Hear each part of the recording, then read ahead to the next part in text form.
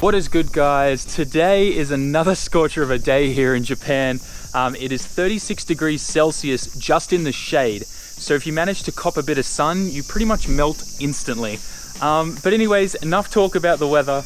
We're gonna find out what that weird thing was that was in my exhaust. If you remember back a couple videos, I think it was the Tsukuba 1000 video when I came home, washed the car, and I managed to actually catch a glimpse of something in my exhaust pipe. And as I shined my iPhone light in there, I saw this big chunk of something that looked like metal, or like this big ball of something just kind of clogging in front of where the Canon exhaust pipe is. So let's see if we can find that real quick.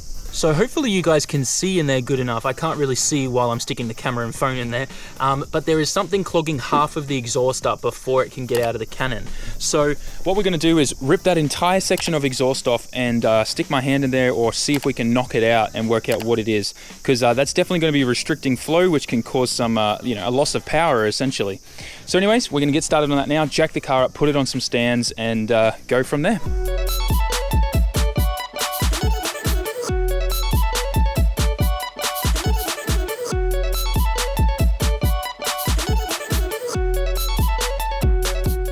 Okay, so let's take a quick look at what we need to do. Luckily my exhaust disconnects right here. There's 2 bolts there. And then if we flip over here, there's another 2 bolts there, then that flange can come undone. And then we've just got a couple rubber holders here that hold it up. I think there's another one there, yep. And the easiest way to get these off is a bit of CRC spray on lubricant. You can just spray on there and they'll slip right off with pretty much no effort. Normally they're a really big bitch and really hard to slide out because they grip a lot. But as long as you put a bit of lubricant there, it'll be fine. One thing I did kind of think of that could be the issue is when I was at Gunsai at the practice day there, I accidentally came in contact with a curb, and this is what it did to the muffler. So I wonder if anything's broken off and kind of gotten stuck in there. But anyways, we'll pull it off and we'll see what's going on.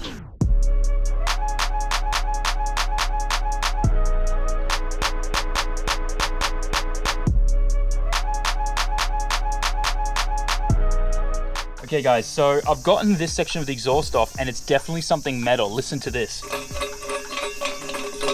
It sounds so big.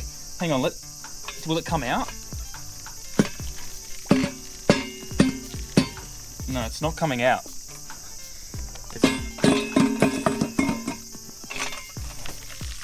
Okay. It's not coming out. It's definitely, it's like wedged in there. Oh wow. I wonder if there's something I can drop. Maybe I can just throw my spanner in there to knock it out. Okay, let's try a socket instead. Nope, socket came right out. There's a whole bunch of like metal shavings in all this dust. Like, I don't know if you guys can see this. Hang on, look at this.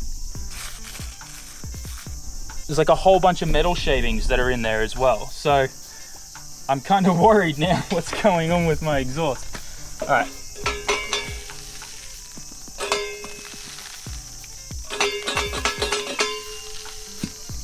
There's definitely something wedged in there. Let's see what we can do to get it out. Let's try and link up a couple of these and then hammer it out.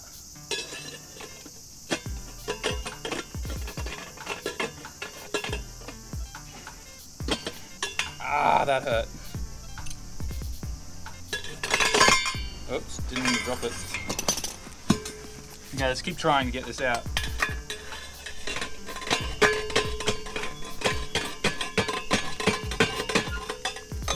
It's really stuck in there, hey.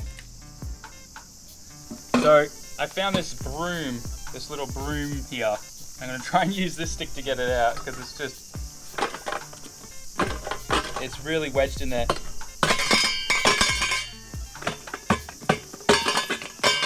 Oh, it just broke free. Good old broom. And it got my tool out too. Let's see, what do we got here? Hey, what the hell? What the hell is that?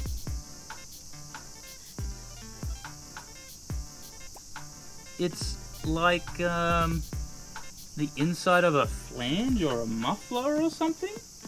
How the frick did that get there?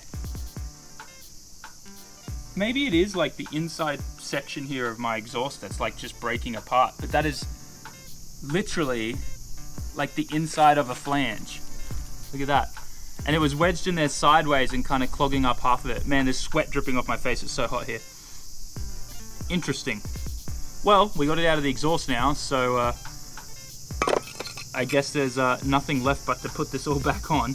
I do have plans of actually getting a whole new exhaust because I don't like how restrictive this one is, and we want to try and get a bit more power out of it next time we go to the dyno. So we're going to be doing that. But before I bolt this all back together, let me show you that this definitely is a piece of metal.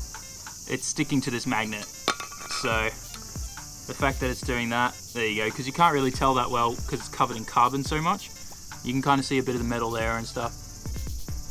But there you go. Kind of crazy, hey, that just broke off and was inside my exhaust like that. So strange. All right, I better take my thumbnail now before I forget, and then we'll bolt the exhaust back on. Okay, so while I was getting everything ready to bolt the exhaust back on, I had a quick look down in here, and I've actually found where that piece has come from. So if I hold the camera up here and we put a bit of light in there, you can see that that whole section there that closes off the padding and everything there for this second muffler, or the first muffler here, is actually broken off. So that's where that piece has come from. So not entirely sure why it's done that. I would say it's because it's copped a couple hits there on the front. See how it's kind of, it's a bit hard, sorry, to hold everything up under here. See how it's been hit a couple times there? That's from the coin parking places here in Japan. So it's copped a few hits there, and I guess that's just over time has caused the back of it to get torn off like that. So definitely am going to need a new exhaust, that's for sure. So what we'll do is I'll actually probably get something happening on this sooner rather than later, because that's a lot worse than I thought. I mean, it's not going to affect and restrict the flow that much at the moment because there's nothing blocking it anymore, but more of that material and padding there could definitely come out. So we should definitely try and get a new exhaust on this as soon as we can. Luckily, they're pretty cheap here. You can get a good second-hand one for like $200. You can even get a what's it called, a straight through, like blast pipes, twin blast pipes for about $300, $400. So we might do that as well, but that's definitely where that piece broke off from, was that first muffler there in the chain. So anyways, I'm gonna put this, obviously this other section back on for now, and then we'll pick up the vlog from there.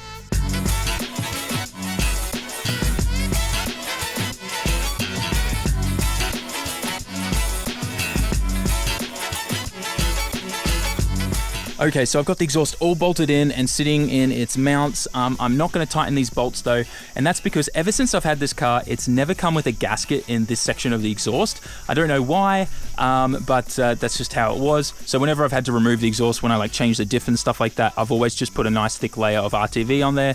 So that's what I'm doing now, letting it set first, and then I'll tighten these bolts and clamp it together. Good thing to do when you're using RTV is to let it dry and set a little bit so it gets all tacky before you clamp it together, like on your sumps and things like that. Otherwise it's just going to push it all out and it's not going to really seal.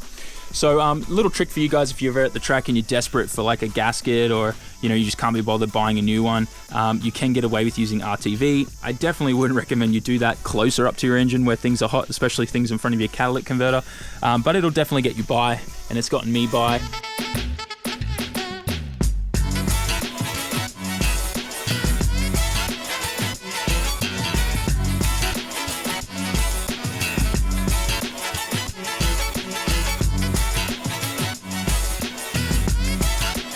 Alright guys, so the car is back on the ground, and it's kind of frustrating that I had to go through all of that for this thing that got wedged in my exhaust when it never should have broken off to begin with. But the bonus to that means that I now have an excuse to upgrade my exhaust sooner rather than later, so that's cool. But I did pack up the jack and stuff, and I completely forgot that I need to jack up the front of the car because I need to take some measurements. I'm in the process of purchasing the GK Tech Super lock kit for the R chassis, and like I was thinking about going cut knuckles and just rack spaces and mucking around with all of that, but I priced it all up, and it actually works out that if I did the whole cut knuckles thing, the price is the same as buying the full GK Tech lock kit. and some extras. So it's a no-brainer. Just go straight to the GK Tech. Our chassis are such a different ball game when it comes to getting angle out of them. So, I mean, you're going to be spending $1,000 no matter what. You might as well just go the GK Tech one. So anyways, I need to take some measurements to work out what LCA I need to get. I want to get the extended one that starts at 35 and moves to 60 instead of the one that goes from 0 to 35. Because I've been talking to John from GK Tech and he recommended I do that. So what I'm going to do is I'm going to take this wheel off, swap it with one of my Weds Racing ones over there that's 9 inches wide. Then I'm going to work out what offset that wheel is, take a measurement from where that wheel works out to be on the fender, and then I'll know and be able to calculate what tires I can fit in there with what LCA, if that makes sense. Anyway, so I'm going to do that now. I'm going to show you the process.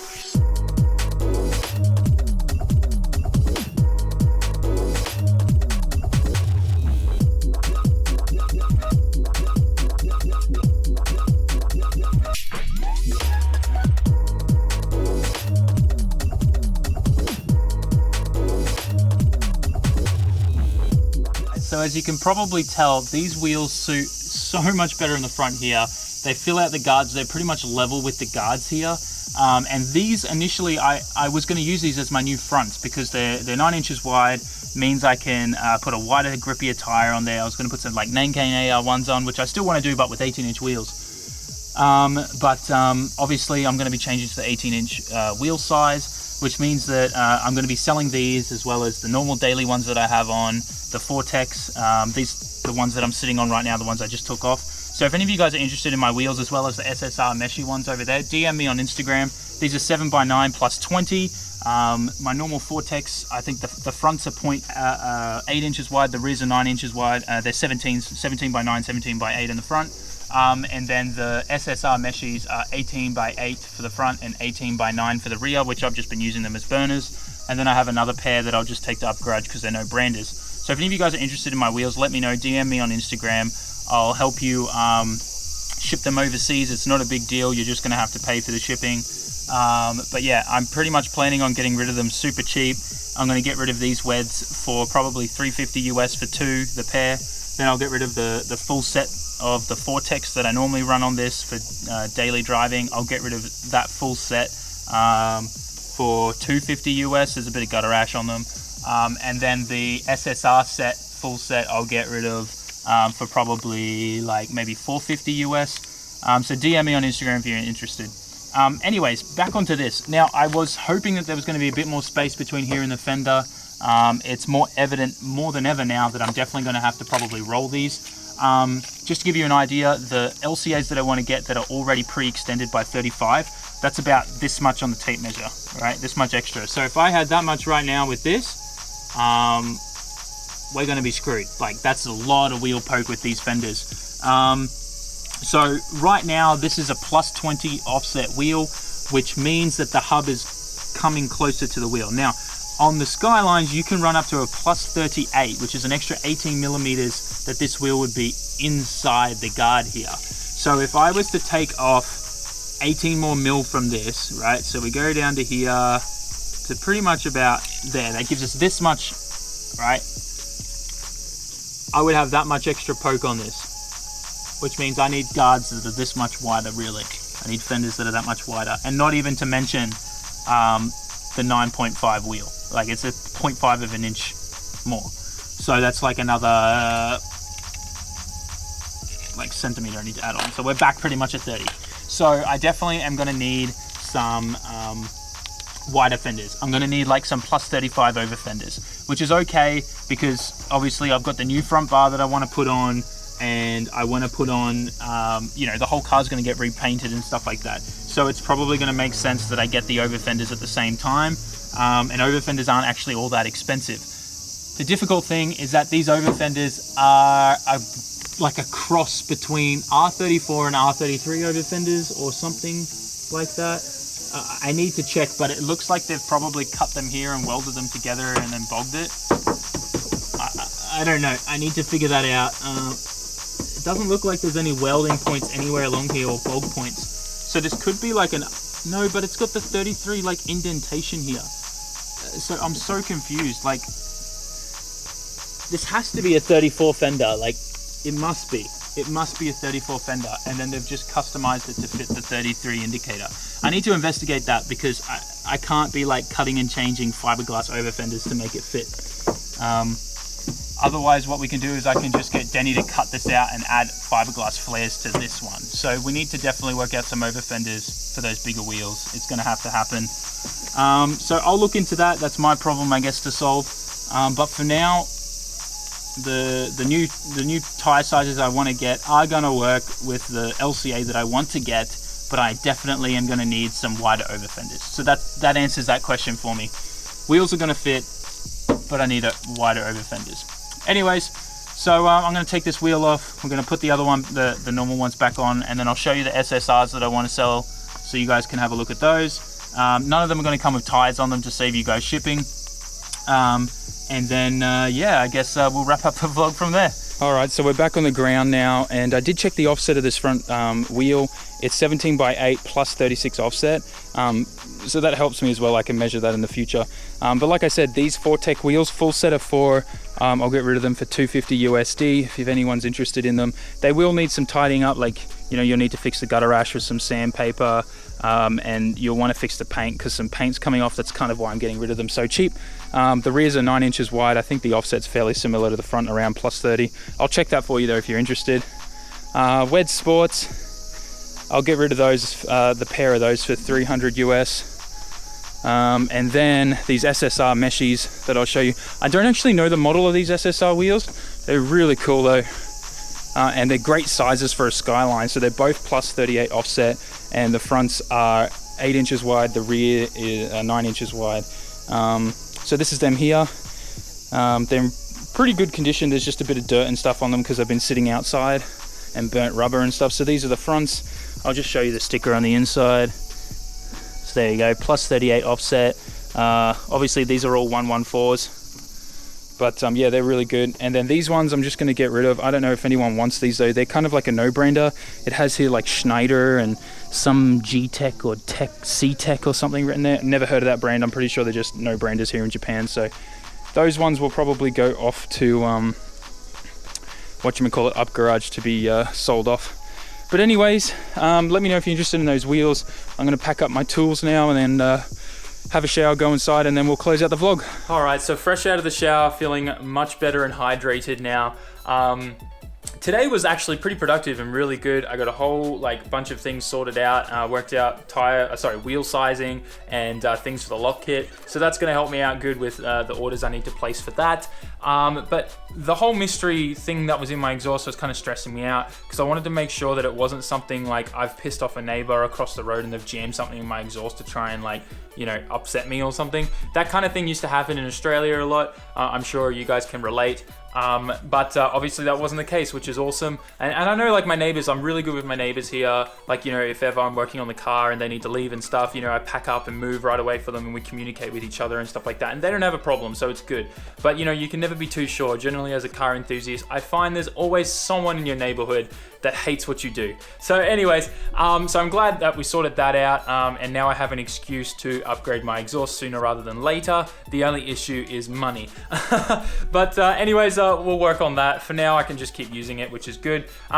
Bit of exciting news. I am now officially an affiliate for Up Garage and Kruber, which is super awesome. So we're going to be working together a lot now, and maybe doing some other cool stuff down the road with Up Garage. I don't know, but I've got another meeting with them next week, so that's really exciting. We're planning a super cool video to kind of show you guys the inner workings behind the scenes of Up Garage and Kruber and how that works. So just a quick plug, if you don't know what Kruber is, it's essentially how you can get any parts here in Japan that are sold at Up Garage and other retailers that Up Garage sell their parts for, like Blitz and Greddy and things like that. You can buy it directly on Kruber. My affiliate link is down in the description. Click on that, and pretty much anything you guys buy, a small snippet of that, I get a bit of commission, which then goes into me making videos and buying parts for the car and creating awesome content. So it's a really cool way of being able to sew back into the channel. So if you want to go and purchase any parts from Japan, look on Kruber first with that link and share that link with your friends. It'll help out heaps. And then I guess I don't really know what else to say, except thanks heaps for watching. Make sure you like, comment, share, and subscribe. And I'll catch you on the next video, guys. Ja mata ne.